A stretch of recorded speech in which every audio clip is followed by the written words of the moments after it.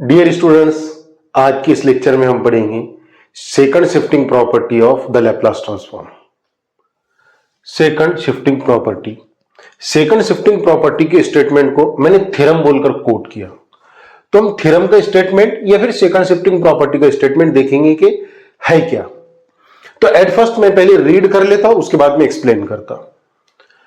तो थ्योरम का स्टेटमेंट यह है कि if Laplace transform of the function capital F is small F and g of t is a function defined as f of t minus a when t is greater equal to a and 0 when t is less than a, where a greater than 0 is a constant, then prove that Laplace transform of g of t is equal to e to the power minus as f of s। तो ये theorem के statement मैंने सिर्फ read किया, explain नहीं किया। अब इसको एक्सप्लेन करता। एक्सप्लेन किए जैसा इसके अंदर बहुत ज्यादा कुछ है भी नहीं है। देखिए हमको क्या गिवन है, हमसे ये कहा गया अगर कैपिटल एफ इस फंक्शन का लैप्लास ट्रांसफॉर्म स्मॉल एफ है, ये एक चीज कैपिटल एफ का Laplace transform small F given है, एंड दूसरी चीज एक फंक्शन गिवन है जी ऑफ टी, जिसकी डेफिनेशन ऐसी है F of T minus A when T is greater equal to A and 0 when T is less than A. ये दो चीजें गिवन है, कैपिटल एफ का लैप्लास ट्रांसफॉर्म और एक फंक्शन जी की डेफिनेशन। और ए एक पॉजिटिव कांस्टेंट है, ए ग्रेटर देन 0 का मतलब पॉजिटिव, ए एक पॉजिटिव कांस्टेंट है।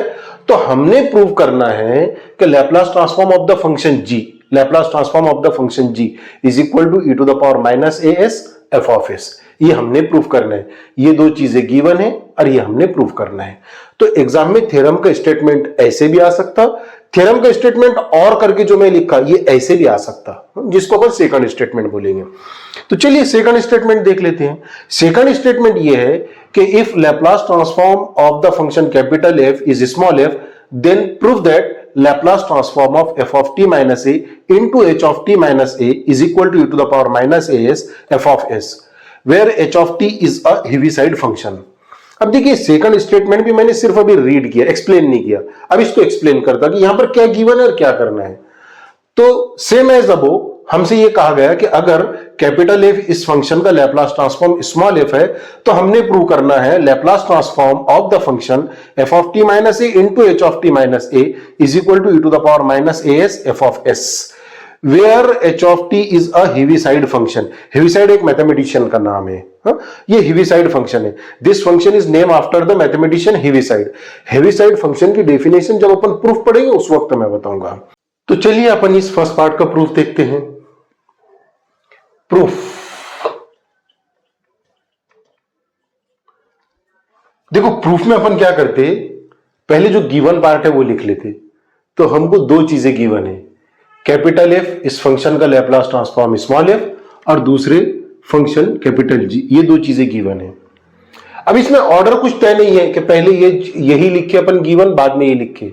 हम अपनी जरूरत के हिसाब से लिख सकते।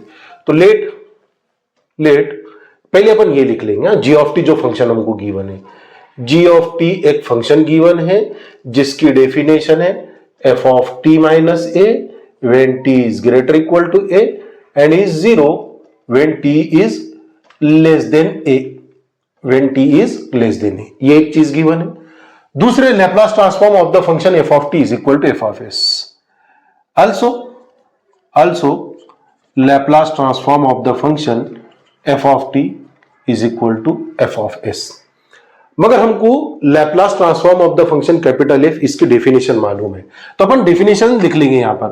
Bye the definition of the Laplace transform we have, हमको क्या मालूम है, लैप्लास ट्रांसफॉर्म की डेफिनेशन मालूम है।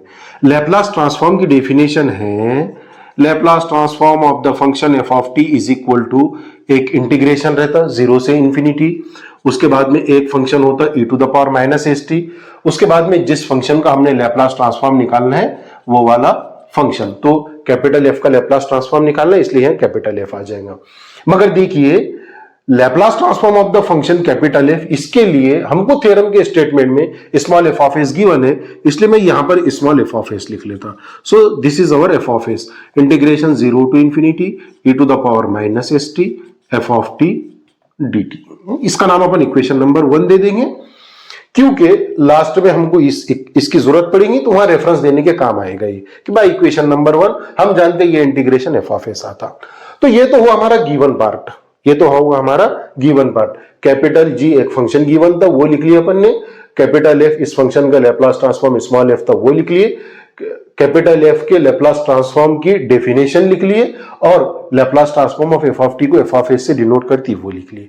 अब हमको जो प्रूफ करना है उसकी तरफ बढ़ेंगे। ये जो इवाल्युएट करना है हमको क्या करना है, कैपिटल जी का लैप्लास ट्रांसफॉर्म निकालना है जो E to the power minus S into F of S आना चाहिए। चलिए निकालते अपन।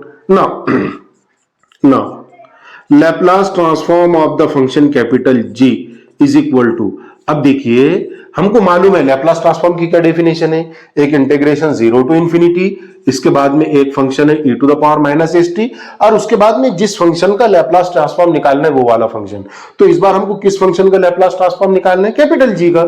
जैसे एफ कैपिटल एफ का लैप्लास ट्रांसफॉर्म निकालना था तो ये कैपिटल एफ था, अब जी का निकालना है तो यहां जी आ जाएगा। So this is g of t d t. अब देखिए फंक्शन जी 0 से लेकर इंफिनिटी तक तो डिफाइंड है, मगर उसके दो अलग अलग डेफिनेशन है। t greater equal to a के लिए g ऑफ t की definition f of t minus है, और t लेस देन a के लिए 0 है। तो हमको इसको दो पार्ट में स्प्लिट करना पड़ेगा। वो कैसे मैं बताता। देखो हमारा integration with respect to t है, t की लोअर लिमिट 0 है, अपर लिमिट इंफिनिटी है, मतलब t की रेंज कहां से कहां तक है, 0 से लेकर इंफिनिटी तक। मान लीजिए यहां हमारा 0 और इधर कहीं तो इंफिनिटी, इधर कहीं तो इंफिनिटी। अब a क्या है हमारा, तो a के ताल्लुक से ये यहां गिवन है, एक पॉजिटिव कांस्टेंट है। पॉजिटिव मतलब 0 से बड़ा, 0 से बड़ा है मतलब मैं ये यहां कहीं तो ले लेता a को, और इंफिनिटी से छोटा है हमारा। अब देखो जब मैं t a से छोटा लूंगा यानी 0 से a के बीच में, when t is less than a, अगर t a से छोटा है तो फंक्शन g की डेफिनेशन है 0, g of t is equal to 0। मगर जब मैं t greater equal to a लूंगा यानी यहां a से लेकर इंफिनिटी तक, t अगर ग्रेटर इक्वल टू a है तो g ऑफ t की डेफिनेशन है g of t is equal to f of t minus a। तो हमारा फंक्शन g 0 से इंफिनिटी तक डिफाइंड तो है, मगर 0 से a तक यानी t लेस देन a के लिए 0 है, और a से इंफिनिटी तक यानी t greater equal to a के लिए g ऑफ t की डेफिनेशन है f of t minus a। इसलिए अपन इस इंटरवल को 0 टू इंफिनिटी को दो पार्ट में डिवाइड कर देंगे। देखो एक ले लेता मैं 0 to a e to the power minus S t g of t dt, plus दूसरे इंटरवल ले लेता a to infinity e to the power minus S t g of t d t. अब मैंने ये इंटरवल 0 टू इंफिनिटी को दो part में split क्यों किया, 0 से a से इंफिनिटी, इसका रीजन आपको समझ गया होगा। क्योंकि 0 से a में यानी जब t हमारा इंटीग्रेशन हमारा विद रिस्पेक्ट टू t है, तो जब हमारा t लेस देन a है तो g ऑफ t की अलग डेफिनेशन है, और जब t greater equal to a है तो g ऑफ t की अलग डेफिनेशन है a से इंफिनिटी में। a से इंफिनिटी में, इसलिए मैंने इसको स्प्लिट किया। अब दूसरी चीज ये कि स्प्लिट कर सकते क्या, तो यस कर सकते। आपने डेफिनाइट इंटीग्रेशन के लिए एक प्रॉपर्टी पढ़े होंगे, अगर a और b दो फाइनिट नंबर्स है और उनके बीच में c एक नंबर है, तो integration a to b f of x dx, इसको अपन ऐसे लिख सकते, integration a to c f of x dx plus integration c to b f of x dx।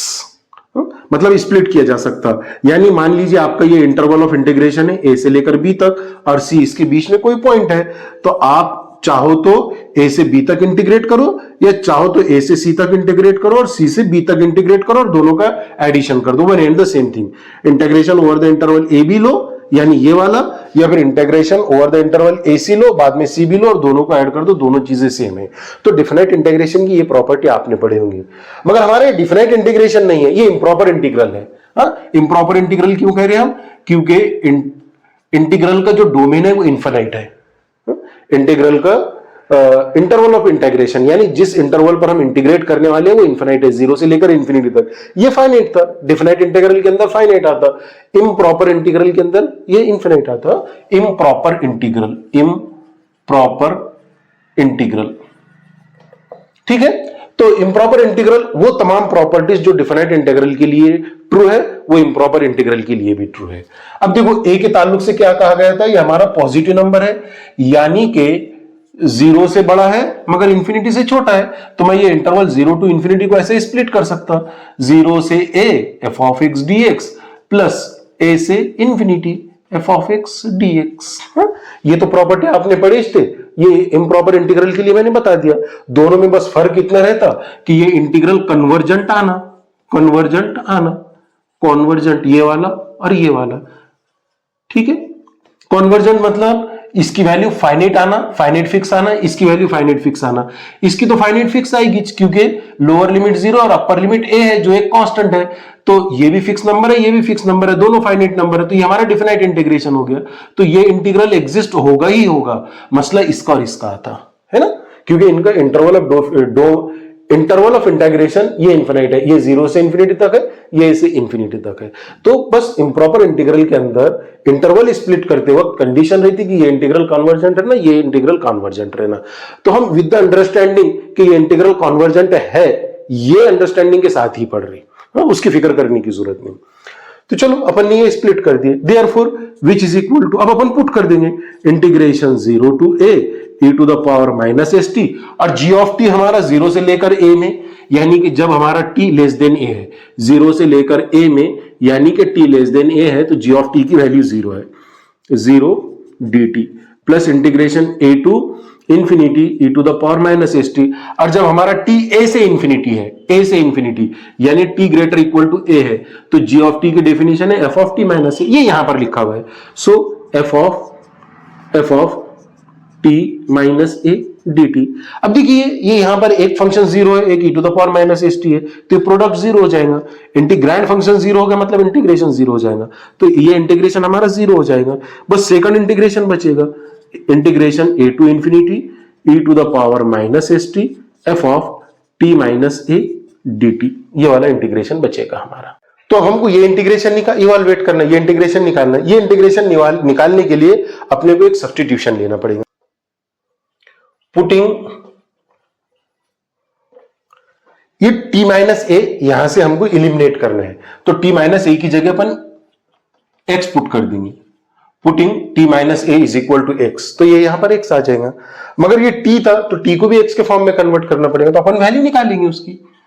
हाँ, t क्या आ जाएगा, फिर t की वैल्यू आ जाएगी a plus x, t is equal to a plus x, तो हमारा यहां x आ जाएगा, यहां x आ जाएगा, मतलब हमारा जो इंटीग्रल फंक्शन ऑफ t था वो फंक्शन ऑफ x हो जाएगा, यानी हमको इंटीग्रेशन भी विथ रिस्पेक्ट टू t की बजाय विथ रिस्पेक्ट टू x लगेगा, यानी dt की जगह dx लगेगा, तो अपन ये यहां पर डिफरेंशियल लेंगे। दिस इंप्लाइज दैट dt ये इसका डिफरेंशियल, a कांस्टेंट है तो उसका डिफरेंशियल 0 हो जाएगा, इज इक्वल टू dx। अब देखो हमारा इंटीग्रैंड फंक्शन ऑफ t की बजाय फंक्शन ऑफ x हो गया, integration with respect to t की बजाय विथ रिस्पेक्ट टू x हो गए, तो लिमिट्स भी हमको यहां पर t की बजाय x के लिमिट्स लगेंगे, तो अपन x के लिमिट्स निकालेंगे from the limits of t। t की लोअर लिमिट a है और t की अपर लिमिट इंफिनिटी है, तो पुट करेंगे अपन यहां पर when t is equal to a, t का लोअर लिमिट a है, जब मैं t की जगह a पुट करूंगा तो ये a माइनस a 0 हो जाएगा, यानी x 0 आएगा। And when t is equal to infinity, when t is equal to infinity, t का अपर लिमिट इंफिनिटी है, यहां पर जब मैं इंफिनिटी पुट करूंगा तो इंफिनिटी माइनस a हो जाएगा ये, और इंफिनिटी माइनस a फिर से इंफिनिटी आता, तो x की वैल्यू कितनी आ जाएगी, इंफिनिटी। चलिए, therefore Laplace transform of g of t is equal to integration, sorry ये नहीं लिखना चाहिए था अभी मैंने, e to the power minus s, और t की जगह हमारा क्या आया, a प्लस एक्स आया, a plus x, f of t minus a की जगह हमने x पुट करे, ये t माइनस a की जगह, तो ये हो जाएगा f ऑफ x, और dt की जगह dx आया, dt की जगह dx आया।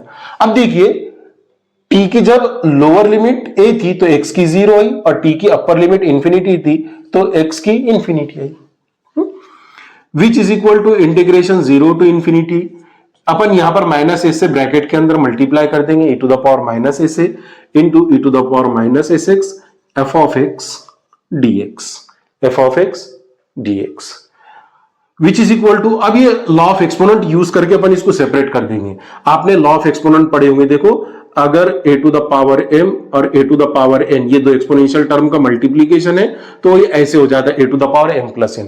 अगर मैं लेफ्ट से राइट पढ़ूं तो ऐसा पढ़ेंगे अपन कि दो एक्सपोनेंशियल टर्म का मल्टीप्लीकेशन और उनका बेस सेम है तो पावर का एडिशन हो जाता। और अगर राइट से लेफ्ट पढ़ूं तो अगर एक एक्सपोनेंशियल टर्म है जिसका पावर सम है तो उसको अपन सेपरेट कर सकते हैं। तो ये लॉ ऑफ एक्सपोनेंट यूज करके अपन ये पावर्स को सेपरेट कर देंगे। Integration 0 to infinity e to the power minus A से into e to the power minus S x F of x dx।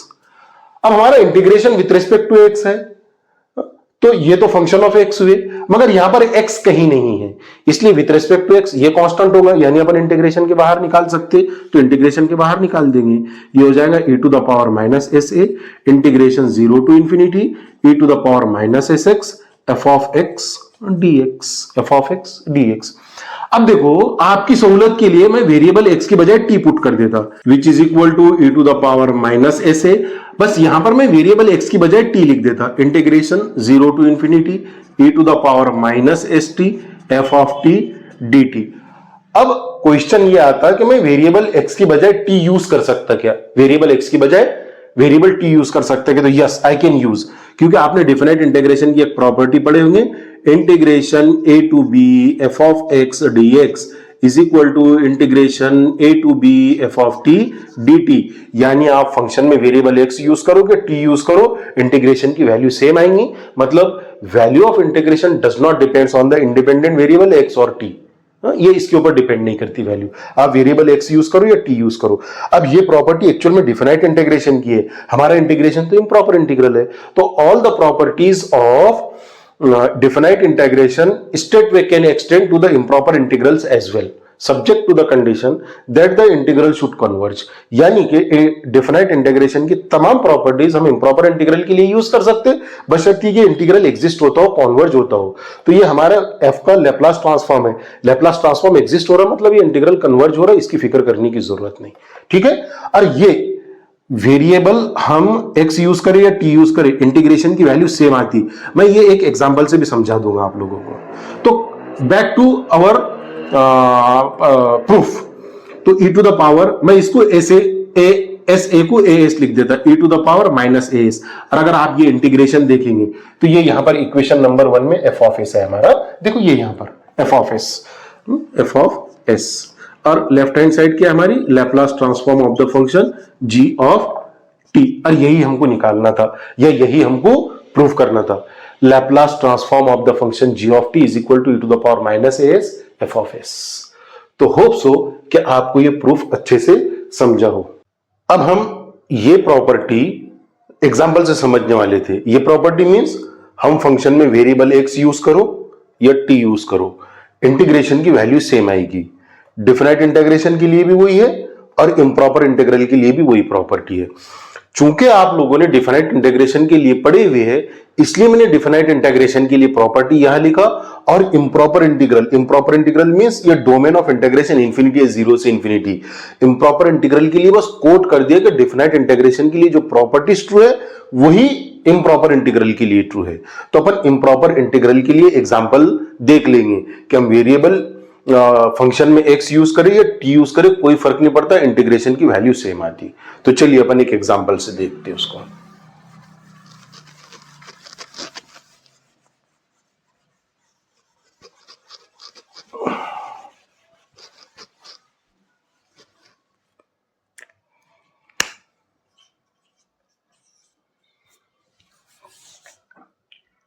तो अपन let F of X is equal to E to the power minus X, ये वाला function ले लेंगे और integration निकालेंगे। Integration 0 to infinity F of X D X which is equal to integration 0 to infinity F of X, ये हमारा function E to the power minus X है। और E to the power minus x का integration क्या आएगा, E to the power minus x upon -1 lower limit 0 upper limit infinity. E to the power minus x का integration आप लोगों को मालूम है, विच इज इक्वल टू ये माइनस -1 जो डिनोमिनेटर में, अपन इसको न्यूमरेटर में भी लिख सकते हैं और उसको मैं ब्रैकेट के बाहर लिख देता। चलिए अपन x की जगह पहले अपर लिमिट इंफिनिटी पुट करेंगे, माइनस बाद में x की जगह लोअर लिमिट 0 पुट करेंगे, तो 0 इंटू -1 0 हो जाएगा, विच इज इक्वल टू, अब e to the power minus infinity 0 होता, ये माइनस मैंने बाहर रखा, e to the power minus infinity is 0 और e to the power 0 is 1, और ये माइनस +1 हो जाएगा। तो अपन ने f ऑफ x इवॉल्वेट किए between the limit 0 to infinity, ये 1 आया। अब अपन फंक्शन में वेरिएबल x की बजाय t ले लेंगे, f of t is equal to e to the power minus t, ये ले लेंगे और अब इंटीग्रेशन निकालेंगे, integration 0 to infinity f of t dt which is equal to integration 0 to infinity, अब हमारा f ऑफ t है e to the power minus t, तो मैं ये फंक्शन की जगह पुट कर देता, और इंटीग्रेशन है with respect to t, integration of e to the power minus t with respect to t हो जाएगा e to the power minus t upon -1, lower limit 0 upper limit infinity. ये -1 जो डिनोमिनेटर में अपन numerator में भी लिख सकते, उसको मैं एक काम करता, ये बाहर ही लिख देता ब्रैकेट के, और फिर वेरिएबल t की जगह अपर लिमिट पुट कर देंगे, तो ये हो जाएगा e to the power minus infinity, minus फिर वेरिएबल t की जगह अपन लोअर लिमिट पुट करेंगे, यानी 0 पुट करेंगे, तो 0 इंटू -1 0 हो जाएगा, यानी ये हो जाएगा e to the power 0, which is equal to, ये माइनस में ब्रैकेट के बाहर रख देता, e to the power minus infinity ये 0 होता, minus e to the power 0 ये 1 आता, ये माइनस के साथ मल्टीप्लीकेशन 1 आ जाएगा। तो देखो जब हमने इंटीग्रेशन में वेरिएबल x लिए थे और जब इंटीग्रेशन में वेरिएबल t लिए, तो दोनों टाइम फंक्शन की वैल्यू 1 आई। अपन ने सेम इंटीग्रेशन निकाले फॉर द सेम फंक्शन, या e to the power -x था या e to the power -t था, फंक्शन सेम था, एक्सपोनेंशियल फंक्शन, यहां पर वेरिएबल x था, यहां पर वेरिएबल t था। मतलब हम इंप्रॉपर इंटीग्रल के अंदर वेरिएबल x ले या t ले, उससे कोई फर्क नहीं पड़ने वाला, आंसर सेम आने वाला है। ये प्रॉपर्टी इसको अपन ने, इसको मैंने एग्जाम्पल से समझाया या इलस्ट्रेट करके समझाया। अब बस हमारे इस थ्योरम में एक चीज बच गई कि अगर थ्योरम का स्टेटमेंट ऐसा पूछा जाए, तो ये जो मैंने ऊपर लिखा था फर्स्ट स्टेटमेंट, जो ये लिखने की वजह से मैंने रब कर दिया, तो फर्स्ट स्टेटमेंट तो देख लिया अपन ने कि अगर फर्स्ट स्टेटमेंट पूछा गया तो हम ये ऐसा प्रूव करेंगे सब। अगर क्वेश्चन ऐसा पूछा जाए सेकंड वाला कि if Laplace transform of f of t is equal to f of s, then prove that the Laplace transform of f of t minus a into h of t minus a is equal to e to the power minus as f of s, where h of t is a heaviside function। अगर question ऐसा पूछा जाए second shifting property का, तो हम proof कैसे लिखेंगे? तो स्लाइड चेंजेस रहेंगे इसके अंदर। हाँ चलिए शुरू करते हैं अपन।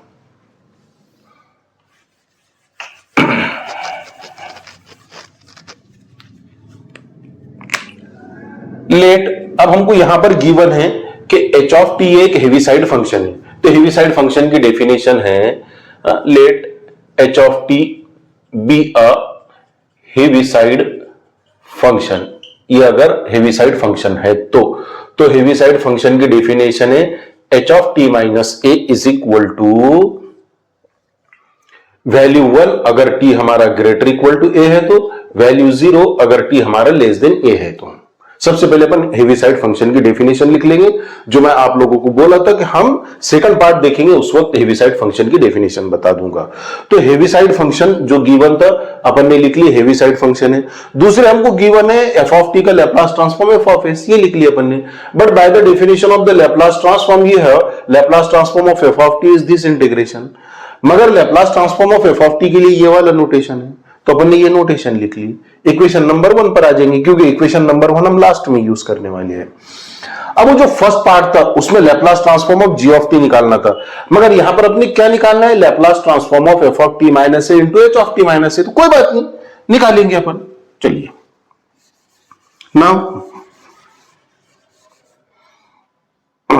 नाउ